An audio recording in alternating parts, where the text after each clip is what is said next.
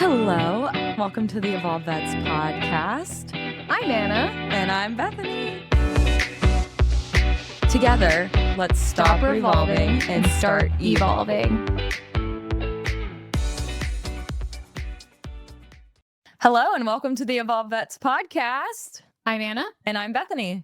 And we've got an episode for you today all about why it is so hard to be ourselves. We always want to live authentically and we want to show up authentically, but what gets in the way? Society, the expectations, who we were supposed to be growing up, all the boxes to check, all the promotions versus who you're actually uniquely and authentically supposed to be. So Anna, what are some high level things that you've seen in the past that maybe you've held back on or were living inauthentically or struggling to be yourself? Oh, there's so many. Where do I start?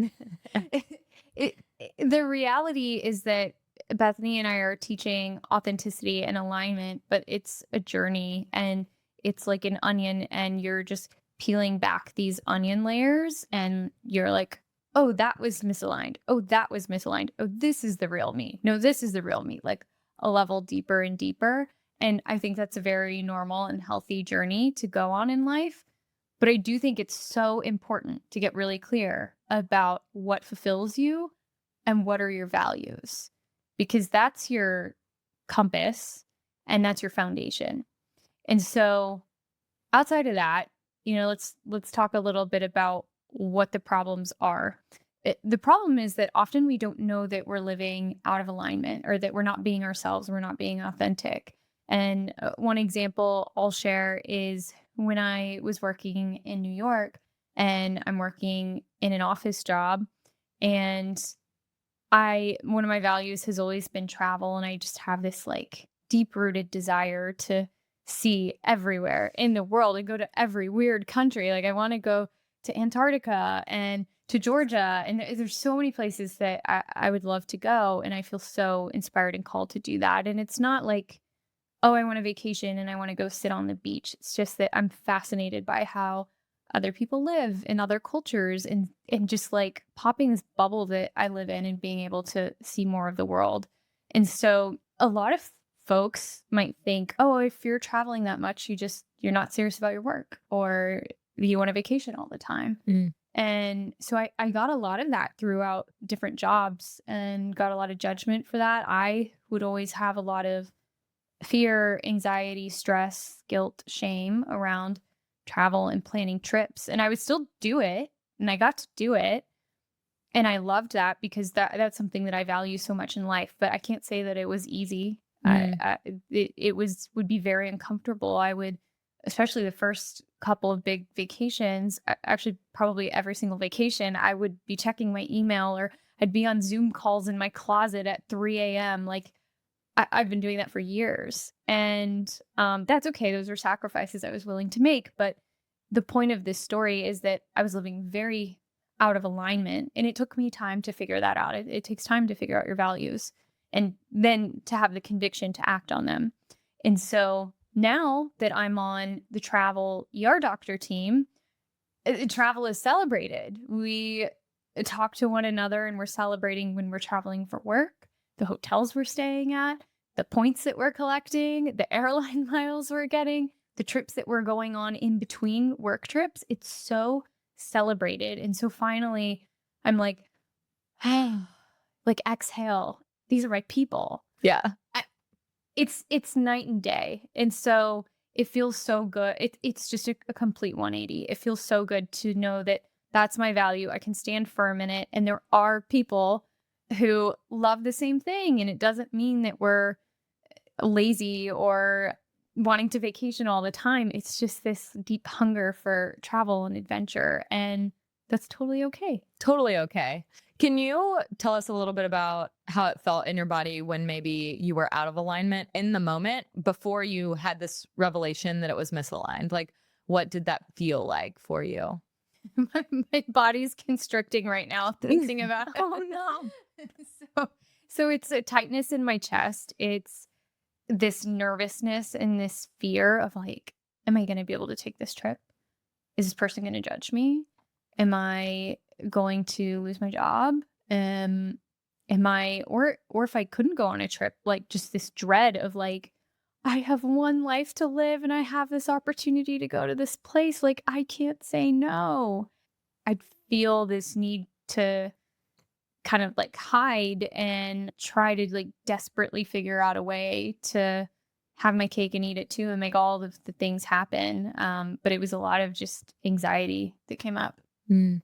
Yeah, that's great. Thanks for sharing. And now it sounds like on the other side, and you're living with the travel team, living in alignment. How does that feel? Oh, it feels so open and expansive and exciting. And I'm so inspired by seeing the other people around me who are doing really badass things. And I love the work hard, play hard mentality. And I love most of my shifts, not all of them. I love a lot of my shifts. There's really exciting and cool things that we do. The rest of the people in the group are also very excited, but we also can celebrate when we're doing things for fun too. And having that type of harmony for me is so important. It feels so good. Just like, oh, I've landed. I'm at home. Oh, yay. I love that. At home. Yeah. I think when it comes to times that I've been misaligned or things that stand out, it's often me not even realizing that there's an underlying expectation or something that I grew up around. Like I grew up in a small town in Texas, and there's like very specific beliefs. We're all kind of living on the same trajectory with the same steps and path to follow. I found myself that 6 months before I turned 30, I found out that I was grieving this version of myself because in the next 6 months, I'm not magically going to have a husband, 2 kids, a house, and all the things that in my brain, the culture that I grew up in, that was kind of the standard and the expectation.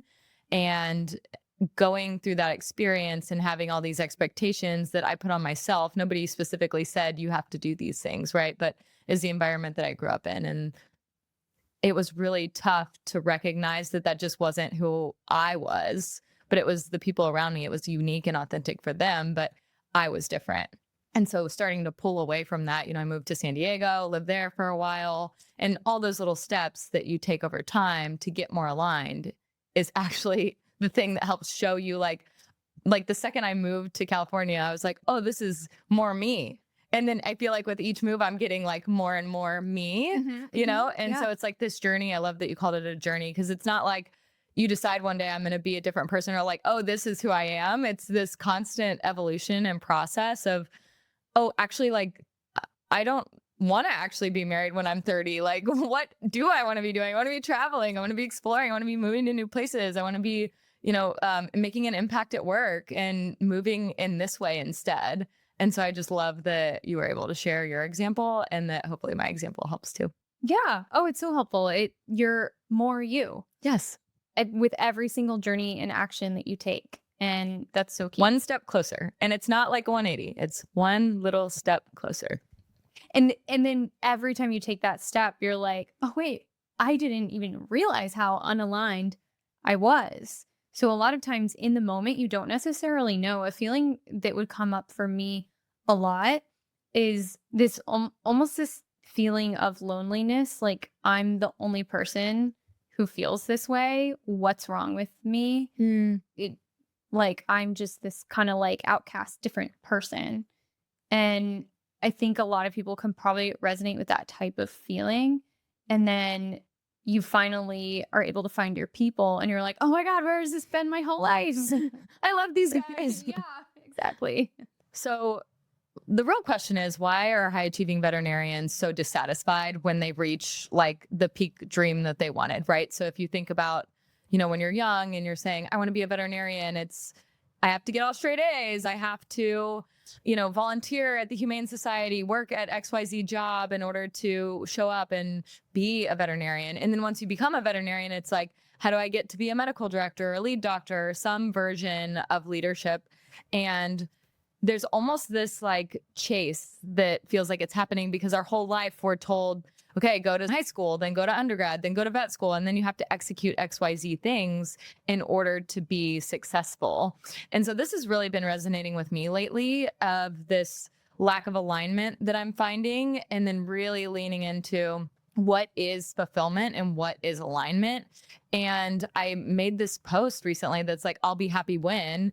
And then there's so many things like when I'll open a hospital, when I get the next promotion, when I'm a regional leader, when I'm a market owner, like all the list of things goes on. And maybe for you, it's like learning emergency medicine. Maybe it's learning general practice medicine or starting your own hospital, but the list continues.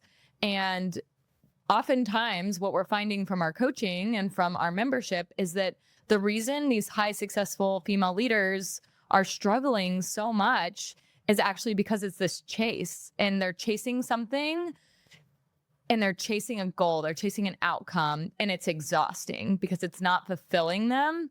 And instead, it's really about where you're going and making those small little steps in the right direction.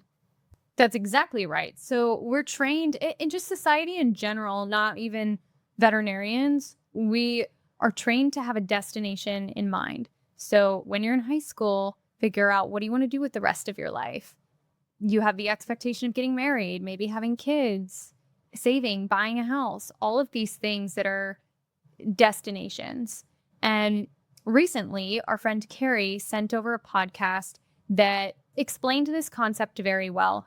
We should strive for directional living instead of destination living. So what is directional living? Directional living, the premise of it is that you're following what's exciting for you. You're taking the next right step. So what makes you excited? What makes you curious? And you're doing that thing. You're not chasing a destination. You're saying, okay, today I am excited and curious about XYZ. I'm going to go do XYZ.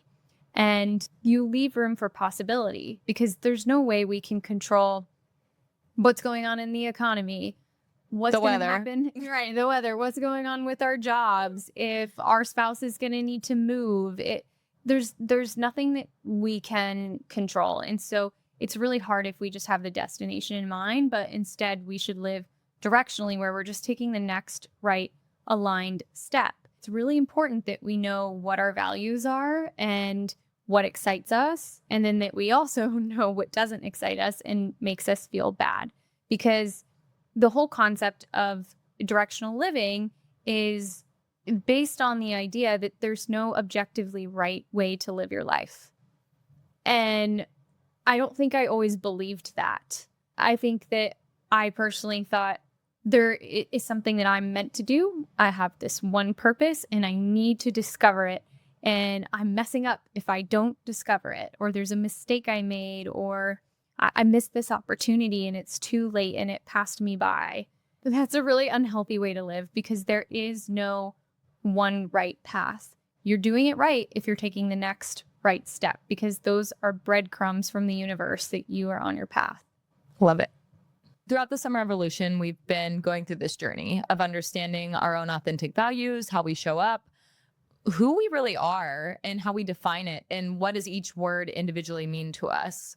And we start to have this desire to start to take action to actually show up in those aligned pieces. And sometimes when you have a big dangling carrot, like a new promotion, or maybe you want to be medical director, and there's something in you that says like, maybe I should go for this job. I could be a good leader, or it's the next thing to do. As you were mentioning, it's the next thing on the list to execute. The real question is, can you stay aligned? Is that true to your 4 values? And are you going to let somebody sway you to doing something that you actually don't find alignment in? Or can you convince yourself? Like sometimes we lie to ourselves and try and say, oh yeah, Bethany really wants to do medical director, and so that's the direction we're going to go. Like logic will come online and logic will say, yeah, you should go take the promotion. Like go do that medical director job.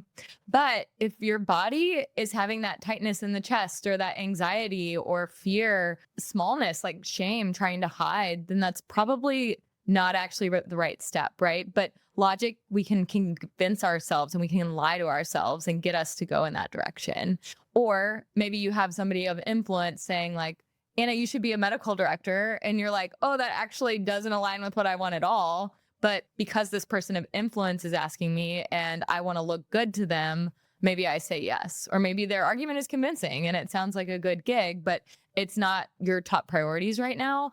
Then ultimately, I think that is one of the reasons that we have highly skilled women who are professionals that do get burnt out, or why we struggle with being ourselves is because we let the logic, we let the influence of others and status sway our authenticity. Have you ever experienced that? Oh yeah, so many times. And here's the thing is sometimes you do need to take that promotion to be a medical director because you need more information. You might not know, like your body might be like nervous / excited. Yeah. And so if it's right for you to take the opportunity, try it on for a little while, and then maybe after a month or two, you're like, absolutely not. This is not my thing. Terrible, terrible, terrible. Then like reverse course and change your decision. You're not stuck. And I think where a lot of people get caught and where I've gotten caught is being stuck. I stayed in my last job too long. I was comfortable. I was worried that I wouldn't like anything else. And I just didn't get all the information that I needed to get. And so I think being stuck can be a version of that too. So do what you need to do to get information. It's okay to try things. Usually taking an action step is going to give you the information that you need. Like try it on for size. If you're someone who is not sure whether or not you want to have kids, then maybe go like spend some time with someone who has kids. Go like stay at their house overnight when they have a newborn, ask to help out, something like that. And if you're like, no, I can't, then that might be your answer. But if you're just sitting at home wondering like, maybe I want kids, maybe I don't, you don't have enough information yet. Yeah, that's a great example too. And putting yourself in that scenario and then knowing what might be a yes now might be a no later, or vice versa. Like it's totally a read on your body and how you're showing up and the energetics of it too. Yes, absolutely. Okay, so we have the 4 O's framework to help us make better decisions and help us make aligned decisions. So the first O that I want to cover is obligations. Are you making a decision or saying yes because it feels like a should? So, for example, are you saying yes to seeing drop-offs in between a bunch of appointments because you feel like you should, or your medical director said that you should? Are you working through your lunch break because you feel like you should? Not a great reason. That's not a good one. That's not a good one. I can definitely see how that would be a test. Yeah. So the next one is optics, which is how other people perceive what you're doing. And really, you're just doing it not for yourself, but for the motivation of someone else.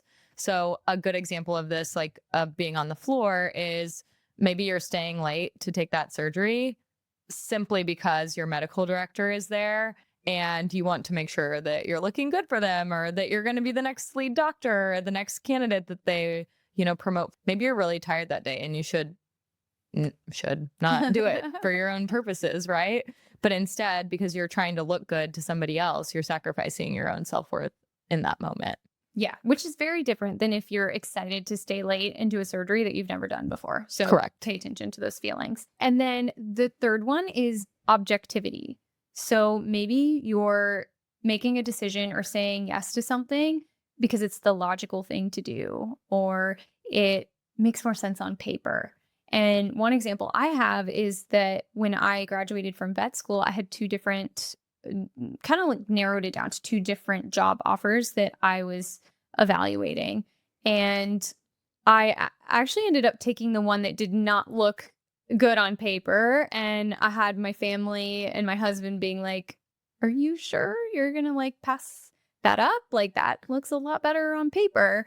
And thank God I didn't take that opportunity that looked better on paper, because the one that I ended up taking provided me with so much more opportunity and helped me to build the career that I have now. So that's a great example. Think about what those trade-offs are. Just because it looks better on paper, if you're feeling some sort of pull in your heart towards something else, there's something there. So make sure that you follow that. The last one is outcomes, which really centers around the idea of, am I looking for a very specific result? And am I glued to that result? So maybe you're used to making a certain income, and so you're sacrificing your lifestyle to stay in emergency medicine, but really maybe the alternative is choosing general practice, which you maybe love a little bit more, but has a different pay outcome, right? And there's different ways that you can earn money and change, but because you're so focused on that specific outcome, you're not giving yourself the space to actually be authentic. So that's the 4 O's framework. You can use that next time you're making a decision to see if you're making it from alignment or if you're making that decision or saying yes out of alignment. And that leads us to talking about our internal compass. So there's an exercise that we'll have you do to figure out what your internal compass is. So get really still. Think about a decision that was a full body hell yes for you. Like something that you didn't even have to think twice about. You were like, absolutely, I'm doing this. I'm booking this trip. I'm saying yes to this job. I'm buying this house. I'm marrying this partner. What was your hell yes? And see how you feel in your body right now, because those feelings should come back up. Do you feel excited? Do you feel open? Do you feel expansive? Do you feel curious? Do you feel lighter? Those are generally the feelings that come up. So pay attention to that, because that's a sign in your body that you're moving in the right direction. Now, take a deep breath and think back to a time where you were in a situation that did not feel aligned. Think about how you felt in your body. Were you dreading going to this event, driving into work? Were you uncomfortable? Were you tight and constricted? Did you get the bad kind of butterflies in your stomach? Did you feel small or like you wanted to hide, or like you were driving home crying from work every day? Think about how you felt, and maybe you're feeling a little bit of that in your body right now. So when you compare the two, you can see that one, you feel much lighter and open. And then the second one, when you're not aligned, you're going to feel tight and constricted and maybe a little bit nervous. And that's your compass. And so when you're making a decision, practice this with small things like what to order at a coffee shop, where to go out to eat, what t-shirt to buy. You can practice with small things, and you can work your way up to something bigger. And once you build that trust muscle, you're going to get a lot better at making decisions that make you more you. It's so true. I've seen that in both of our journeys. I'm seeing that in our members' journeys as they're going through the summer evolution. And really, it's so inspirational to see people slowly start to decipher, this is one step in the right direction, this is another step in the right direction, and then the journey that it creates over a lifetime that gets you more and more clear and more fulfilled. And we want that journey for you too. So we couldn't have said it better. So just to kind of recap, it's really important that you take the time to identify what you value and what fulfills you. And you can do that with us and the Evolved Vets. Inside of our membership, we have race approved CE courses. We do have an 8-week course. It's highly intensive. You will come out a completely new person on the other side, manifesting left and right, all the things that you desire. That has been our experience. And so if it's something that you feel called to, then you can learn more about that on our website, evolvedvets.com. And we also offer coaching one-on-one, where we can hold you accountable to that, because the accountability has been huge for both of us. And so figure out what you value, because that's your foundation.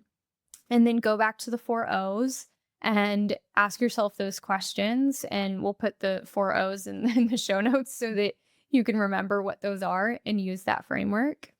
And then make sure that you know in your body how you feel when something is aligned versus when something is not aligned. And when you feel excited, curious, then go after that thing, even if logically you cannot explain why or how or what you're doing, or you don't know the outcome. You have to leave space for possibility, because that's where the magic comes in. That's where something better than you could ever imagine will fill up that space and lead you to the next right thing. I completely agree. And I also think it's so important to give yourself grace on this journey. It's okay if you don't know what good feels like or what bad feels like right now, what aligned or unaligned feels like right now. I think we've cultivated that expertise over several years, and it will take you time to start to really pay attention. Okay. Oh, wow. Okay. This person's yelling at me. I have a big ball in my throat and now I can't talk. Like, those things, you have to have so much intentionality with understanding what's happening in your own body before you can start to really notice when it comes up. So give yourself a ton of grace in processing throughout the journey, because the reality is, like, the more you get to know yourself and the more you show up aligned, the better it's going to be. But that also takes time, and that's okay. I love that. That's a great reminder. Be kind to yourself, be gentle with yourself, do what excites you, and live your best life. Ooh, we love this. Yeah. So join us on the Evolve Vets coaching and membership, and we'll see you next time. We'll see you next time. So together, let's stop revolving and start evolving. Until next time, let's stop revolving and start evolving.